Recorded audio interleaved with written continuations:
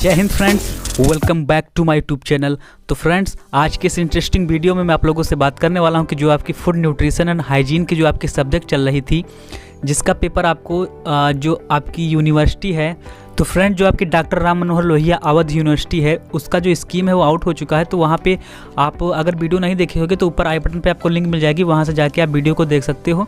फिर क्या है कि उसका जो पेपर आपका जो फूड न्यूट्रिशन एंड हाइजीन का पेपर है वो 30 मार्च को होने वाला है। ठीक है, ज़्यादा समय आपके पास नहीं है, तो डेली बाय डेली लाइव आप शाम को 7 बजे 7 PM पे लाइव आप जुड़ जाइए। ठीक है, हमारे साथ रोज़ शाम 7 बजे 7 PM पे मैं बताना चाहूँगा आपको कि रोज़ शाम 7 बजे आप लाइव जो है जुड़ जाइएगा। इसी चैनल से आपको इसकी जो वीडियो है वो मिल जाएगी, आप लाइव देख सकते हो। ठीक है, तो यहाँ पे जो आपका क्वेश्चन है 116 नंबर तक के क्वेश्चन जो थे आपका सेकेंड यूनिट जो चल रही थी उसके कंप्लीट हो चुके थे।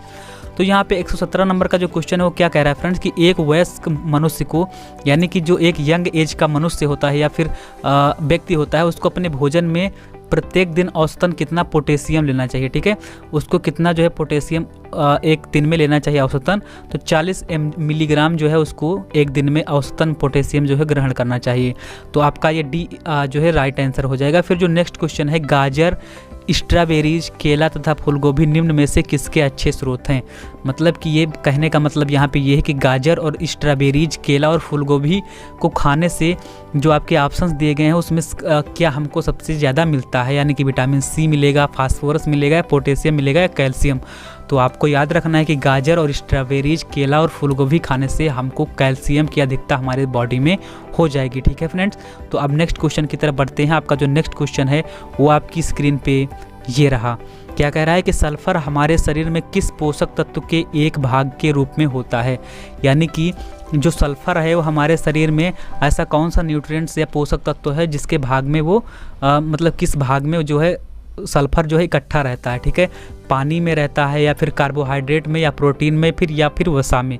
जो सल्फर होता है वो कहाँ पे एकत्रित रहता है, आपका जो फैट वाला हिस्सा होता है, जो आपके बॉडी में जो वसा होती है उसमें ये सल्फर की अधिकता मतलब जो पोषक तत्व है वो एक प्रकार से वहाँ पे इकट्ठा रहता है। ठीक है, नेक्स्ट क्वेश्चन फ्रेंड्स क्या कह रहा है कि हृदय को धड़कने के लिए संवेग आधार का कार्य करती है, जिनके लिए निम्न में से क्या आवश्यक है।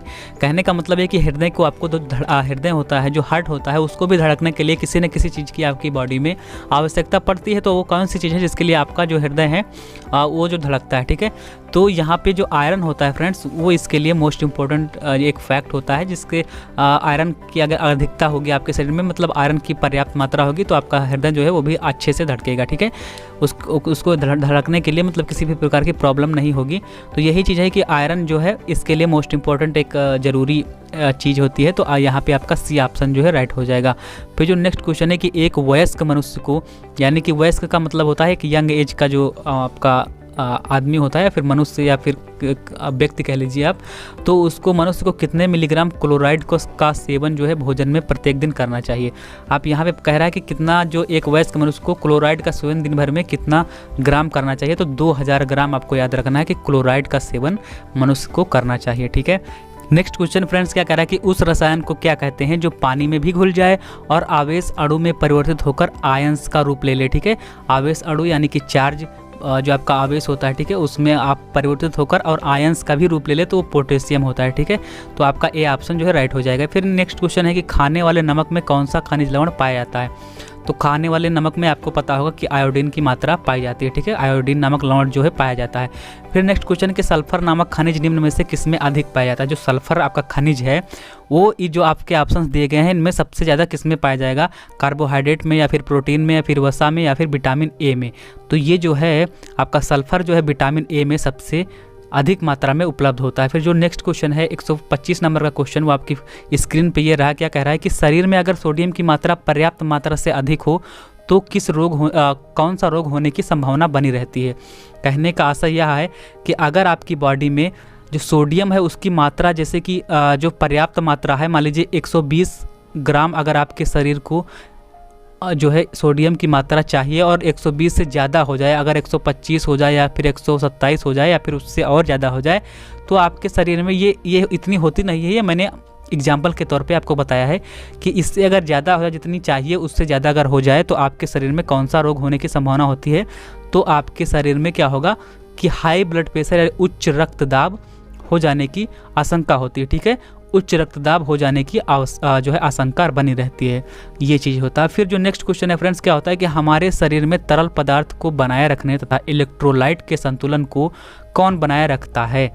ठीक है, हमारे शरीर में तरल पदार्थ और इलेक्ट्रोलाइट के संतुलन को कौन कंट्रोल करता है, कौन बनाए रखता है?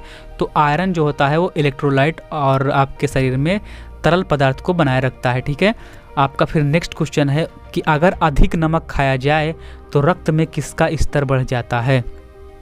अब यहाँ पे इसका आंसर आप लोग तुरंत बता सकते हैं कि अगर जो है अधिक नमक खाया जाए, मान लीजिए आपने नमक में क्या होता है, मैंने ऊपर सबसे पहले आपको वीडियो में बताया था कि NaCl जो है नमक का फार्मूला होता है।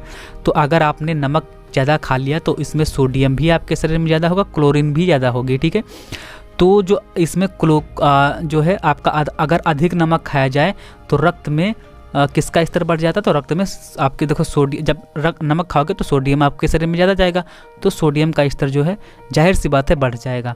फिर जो आपका नेक्स्ट क्वेश्चन है 128 नंबर का, वो क्या कह रहा है फ्रेंड्स कि एक वयस्क मनुष्य को कितने मिलीग्राम का सोडियम क्लोराइड का सेवन प्रत्येक दिन में करना चाहिए? ठीक है, एक वयस्क मनुष्य को कितने मिलीग्राम सोडियम क्लोराइड का सेवन एक दिन में करना चाहिए? तो 1200 मिलीग्राम आपका सोडियम क्लोराइड यानी कि नमक का सेवन कर सकते हो, इससे ज़्यादा आपको नहीं करना चाहिए। फिर जो नेक्स्ट क्वेश्चन है कि सोडियम को रक्त में से कौन छानता है?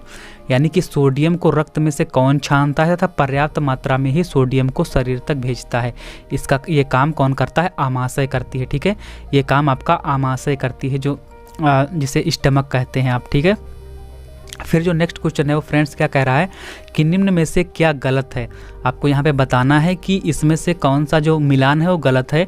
आयोडीन में सी फूड पाया जाता है, ये भी सही है। जिंक और जो है मतलब सी फूड में आयोडीन की मात्रा पाई जाती है और मिल्क में जिंक होता है, ये भी ठीक है। और फ्लोरीन मछली तथा चाय में फ्लोरीन होता है, ये भी सही है। और कापर जो है फलों वाली सब्जियों में नहीं मिलता। ठीक है, कापर जो है फलियों वाली सब्जी जो आपकी होती है, फलियां जो आप जानते होंगे, अगर ग्रामीण क्षेत्र से निवास करते होंगे तो आपको पता होगा कि फलियां क्या होती है। तो फलियों वाली जो सब्जियां होती हैं आपकी, उसमें कापर जो है नहीं पाया जाता। तो इसी तरह से क्या है कि ये ऑप्शन गलत हो जाता है, तो आपका सी जो है राइट आंसर हो जाएगा फ्रेंड्स। फिर जो आपका नेक्स्ट क्वेश्चन है 131 नंबर का कि बालों तथा चमड़ी के रंग को कौन सा खनिज लवण बनाए रखता है? आपका जो बाल होते हैं और जो आपकी चमड़ी यानी कि जो स्किन होती है, उसको ऐसा कौन सा आपका मिनरल्स या खनिज लवण है जो कि बनाए रखता है? तो वो आयरन हो जाएगा। ठीक है, फिर जो नेक्स्ट क्वेश्चन है कौन सा खनिज लवण रक्त के थक्का जमाने में अहम भूमिका अदा करता है? तो वो हो जाएगा आपका कौन सा खनिज लवण है? आपको बताना है कि रक्त का थक्का जमाने में तो आयोडीन होता है। ठीक है, कौन सा आयोडीन आपका जो है भूमिका अदा करता है, अहम भूमिका अदा करता है। फिर आपका जो नेक्स्ट क्वेश्चन है फ्रेंड्स वो आपकी स्क्रीन पे ये रहा। क्या कह रहा है 133 नंबर का क्वेश्चन कि कौन सा खनिज लवण शरीर के आइसलेट ऑफ लैंगरहैंस से स्रावित होने वाले इंसुलिन की क्रिया को बढ़ाता है तथा उसके स्तर को बनाए रखता है? आपको ऐसे आपके मिनरल्स का नाम बताना है, खनिज लवण का नाम बताना है जो आइसलेट ऑफ लैंगरहैंस से स्रावित होने वाले इंसुलिन की क्रिया को बढ़ा देता है और उसके स्तर को बनाए रखता है। तो आयोडीन होता है। ठीक है फ्रेंड्स, कौन होता है? आयोडीन होता है, आपको याद रखना है। फिर यहाँ पे आपका जो नेक्स्ट क्वेश्चन है हीम आयरन किस प्रकार के भोज्य पदार्थ में पाया जाता है? जो आपका हीम आयरन है वो किस प्रकार के भोज्य पदार्थ में पाया जाता है? तो वो जंतुजन्य पदार्थों में पाया जाता है। ठीक है, जंतुजन्य पदार्थ जो होते हैं आपको पता होगा कि जो जंतुओं से प्राप्त होते हैं पदार्थ वो जंतुजन्य पदार्थ होते हैं, उसमें हीम आयरन पाया जाता है। और वनस्पति मतलब पेड़ पौधों से जो प्राप्त होता है वो वनस्पति जन्य पदार्थ होते हैं। ठीक है फ्रेंड्स, और फिर नेक्स्ट क्वेश्चन है कि नॉन हीम आयरन कैसे भोज्य पदार्थों में पाया जाता है? तो नॉन हीम आयरन, जो हीम आयरन है वो जंतुजन्य पदार्थों में पाया जाता है, जंतु से मिलता है। और जो नॉन हीम आयरन है वो पानी से आपका मिल जाता है। ठीक है, नेक्स्ट क्वेश्चन है जो आपका 136 नंबर का क्वेश्चन है वो क्या कह रहा है फ्रेंड्स? वो आपकी स्क्रीन पे ये रहा है कि दांतों को सड़ने या नष्ट होने से निम्न में से कौन सा खनिज लवण जो है बचाता है? ठीक है, अगर आपके जो टीथ होते हैं, जो दांत होते हैं, उसको सड़ने या फिर नष्ट होने से आपके शरीर में कौन सा जो खनिज लवण या मिनरल्स बचाता है? तो उसमें फ्लोरीन जो है काफ़ी हद तक जो है मददगार रहता है। ठीक है, कौन सा? फ्लोरीन। ठीक है, तो आज के जो है आपके 136 नंबर के क्वेश्चन जो है कंप्लीट हुए। बाकी के जो सारे क्वेश्चन होंगे कल के वीडियो में अपलोड होंगे। उम्मीद करता हूं कि आपको वीडियो जो है पसंद आया होगा। अगर वीडियो में कुछ भी इन्फॉर्मेशन आपको पता चली हो तो प्लीज़ वीडियो को लाइक कर दीजिएगा। आपसे रिक्वेस्ट है कि चैनल पर पहली बार आया हो तो चैनल को सब्सक्राइब कर लीजिएगा और डेली 7 PM पे आपको लाइव जुड़ जाना है। आपको डेली बाय डेली वीडियो जो है मिलती रहेंगी, क्योंकि आपकी परीक्षा जो है बहुत कम समय बचा हुआ है, तो उसको देखते हुए आपके जो वीडियो है वो डेली अब जो है बनते रहेंगे।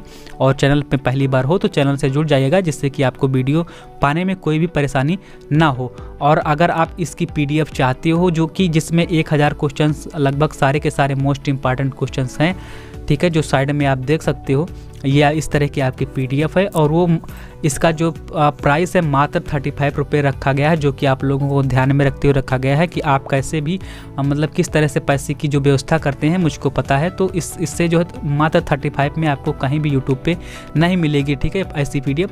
तो आप अगर चाहें तो इसको अगर बाई करना हो तो जो स्क्रीन पे आपको नंबर दिया गया है उस पर आप व्हाट्सएप कर सकते हैं, वहाँ से आप जो है कांटेक्ट करके इसको बाई कर सकते हैं। ये केवल मात्र 2 या 3 दिन के लिए ऑफर चल रहा है, इसके बाद इसका प्राइस जो है वो बढ़ सकता है। ठीक है फ्रेंड, तो आज के वीडियो में इतना ही।